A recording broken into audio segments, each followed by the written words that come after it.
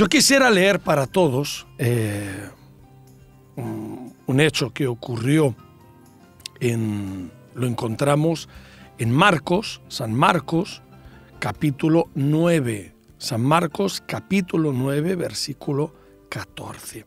Por cierto, ¿te has dado cuenta que hay problemas que son antiguos? Problemas que son antiguos. Problemas que ya tienen mucho tiempo y que son crónicos. Crónicos. Crónico significa que ya tienen mucho tiempo. Y también crónico, pues tiene el sentido de ya irremediable, ¿no? Irremediable y que uno tiene ya que convivir con él y resignarse con ese problema. Eso ya es crónico. Oye, el que está enfermo, sí, esa enfermedad ya es crónica. En realidad deberíamos decir, bueno, sí, es de mucho tiempo, pero todavía conservamos una esperanza. Pero cuando hablamos crónico, también decimos mucho tiempo y ya sin esperanza. Uh-huh. Y la esperanza nunca se pierde. Jamás se pierde porque nosotros tenemos fe. Y lo que es imposible para los hombres es posible para Dios. Y nosotros lo que tenemos que hacer es creer, ¿verdad? Pues aquí vamos a hablar de un problema crónico. Un problema que estaba afectando hacía muchísimo tiempo a una familia. Y resulta que había un espíritu maligno, un demonio, un espíritu maligno, que atormentaba a un joven, atormentaba a un muchacho y pretendía matarlo. Sí, es lo que nosotros encontramos en el Evangelio, que os lo voy a leer a continuación. ¿Cómo solucionar un problema crónico? ¿Cómo solucionar un problema espiritual? ¿Cómo ser salvo de unas circunstancias que abogan a la resignación, al conformismo y a la rendición total? Muchas veces tú has pensado que lo tuyo es irremediable, insolucionable y que hay que tirar la toalla. Aceptarlo tal cual vienen las cosas, ¿no? Vamos a leer Marcos 9, 14 y lo vamos a ir comentando, ¿de acuerdo? Después también escucharemos testimonios. Tenemos la historia de Andrea, que, bueno, estuvo arrastrando traumas y tormentos espirituales que la llevaron prácticamente a vivir un infierno. Dice lo siguiente: cuando llegó a donde estaban los discípulos, vio una gran multitud alrededor de ellos y escribas que disputaban con ellos. Enseguida toda la gente, viéndole a Jesús, se asombró y corriendo a él les saludaron. Y él les preguntó: ¿qué disputáis con ellos? ¿Qué disputáis? ¿Qué ha pasado aquí? ¿Qué disputáis? ¿Qué ha ocurrido? Porque él dejó a 9 apóstoles, a 9 discípulos para atender a la multitud mientras él había ido al monte que nosotros conocemos como el monte de la transfiguración con 3, con Pedro, Juan y Jacobo. Allí ocurrió algo extraordinario, allí ocurrió algo sublime que ya comentaremos en otro momento y en otra situación. Y a cargo de la multitud, para atender las enormes necesidades, dejó a 9 de sus discípulos, a 9 apóstoles. Claro, había 2 allí que el fuerte de ellos no era la fe. El principal de ellos era Judas Iscariote. Ya sabemos los problemas que este hombre llegó a tener y llegó a causar, y también Tomás. El fuerte de Tomás no era exactamente la fe. En algún momento llegó a decir: necesito ver para creer. Para creer. Necesito ver para creer.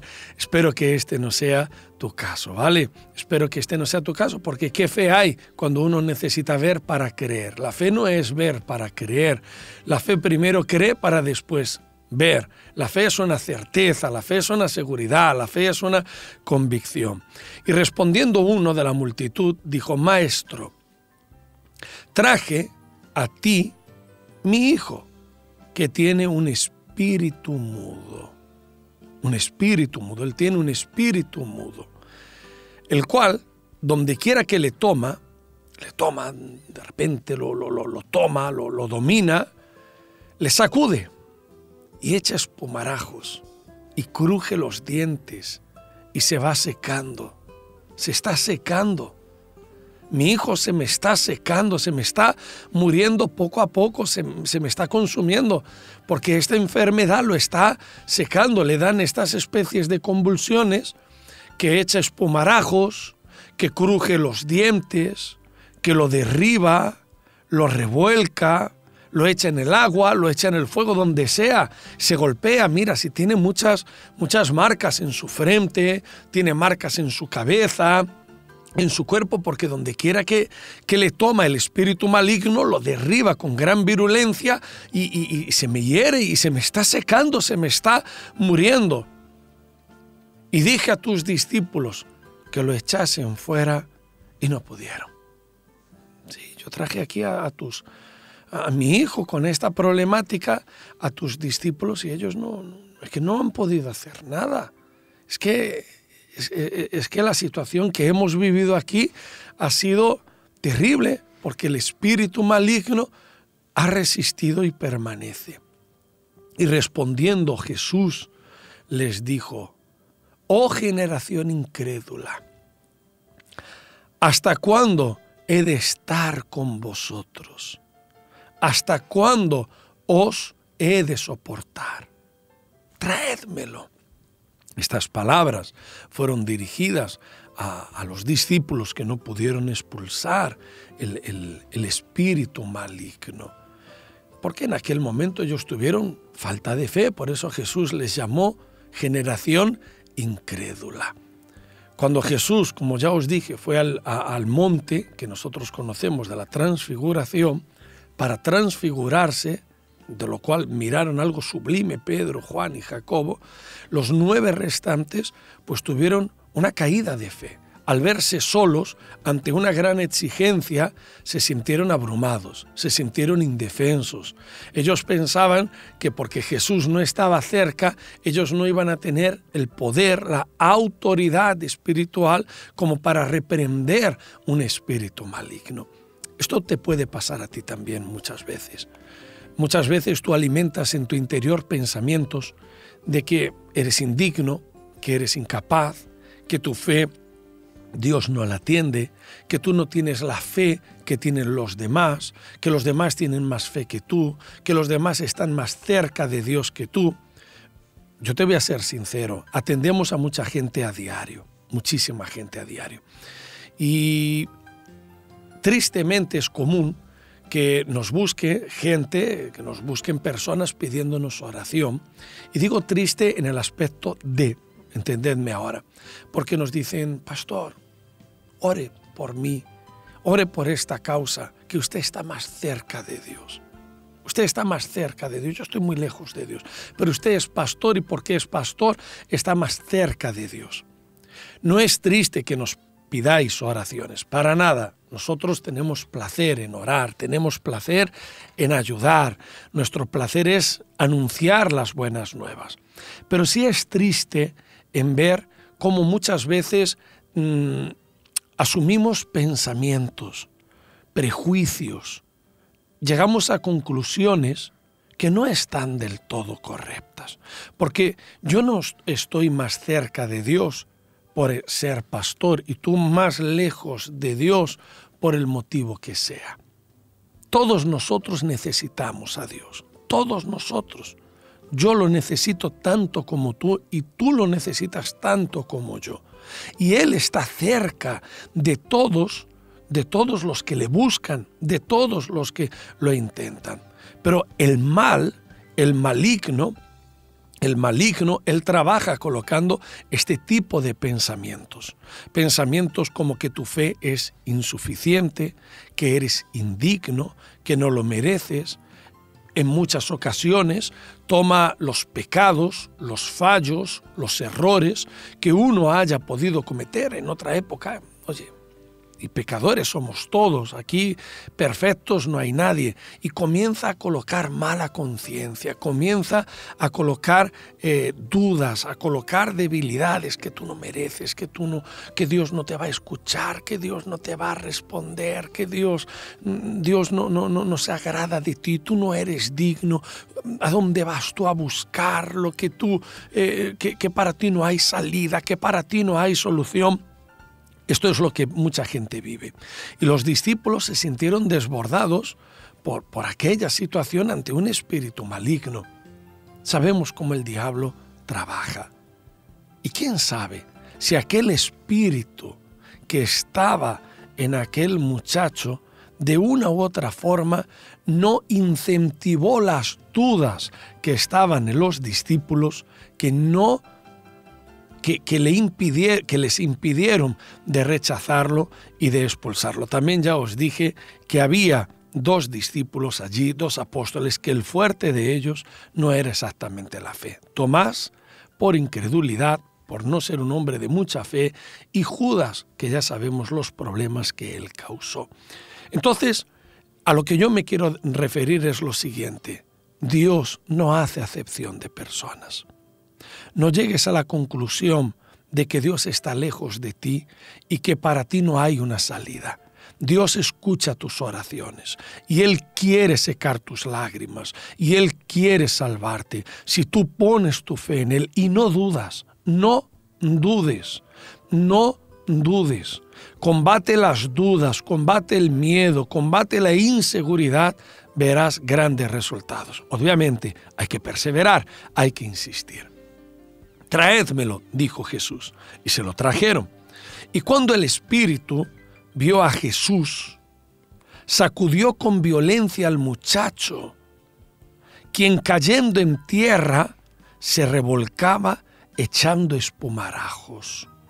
El espíritu maligno no resistió la presencia del Señor y Salvador Jesucristo.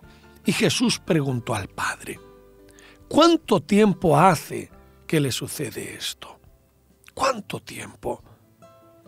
Y el Padre respondió: desde niño. Desde niño, hace ya mucho tiempo, desde que él es chico, él ya es un joven, un muchacho, pero desde niño le sucede esto. Y muchas veces le echa en el fuego y en el agua para matarle. Pero si puedes hacer algo, ten misericordia de nosotros y ayúdanos. También vemos que el fuerte de este hombre no era la fe, porque dijo a Jesús: si puedes hacer algo. Él no dijo: Señor, yo creo que tú puedes, sino que puso en duda la capacidad del Señor y Salvador Jesucristo. Tal vez ya abrumado por todo lo que había ocurrido, por el tiempo de dolor, el tiempo de tormento que llevaban, podríamos decir que era un tormento espiritual crónico, un problema antiguo, llevaba mucho tiempo. Y cuando una persona, Carmen, está mucho tiempo con algo, se acostumbra, se resigna y aprende a convivir con ello y hasta llega a pensar que es la voluntad de Dios. Esto ya es la voluntad de Dios. Ya no lucha más. Uno se adapta, ¿sabes? Sí. Se adapta, ¿no? Y cuando escucha lo contrario, cuando escucha que sí es posible, parece como que tiene miedo a tomar esa actitud de fe, a creer. No cree porque también dice: ya está, ya me he acostumbrado a saber que esto no tiene solución, no quiero intentarlo y volver a fracasar, ¿no? Es como que la mente de la persona está totalmente controlada, ¿no? Por la duda, por el miedo, ¿no? A creer. Y este hombre también quería vencer esa duda, ¿no? Pero fue ahí una guerra. Un conflicto. Fue un conflicto. Y todos tenemos espiritual, un conflicto espiritual. Tú sabes que uno de los argumentos que se suele esgrimir ante un problema crónico es: ya lo he intentado. He intentado de todo. He ido a muchos sitios, he hecho muchas cosas, he confiado en mucha gente, he probado esto, he probado lo otro, he viajado aquí, he viajado allá, y el problema continúa o hasta ha empeorado. Bueno, este hombre sí, habrá intentado muchas cosas. De hecho, para él fue muy desilusionante que los discípulos no pudieran ayudarles y que el espíritu maligno estuviese allí, resistente. Yo entiendo el dolor que tú puedas tener. Es muy doloroso cuando tienes a un hijo en las drogas, lo has llevado a centros, cuando has ido a terapias de pareja, cuando has buscado a profesionales de la salud, cuando has intentado levantarte en tu vida económica para vencer las deudas, las necesidades que están, que os están asediando, y uno se desmoraliza, uno se hunde y comienza a pensar, Dios mío, ¿cuánto tiempo?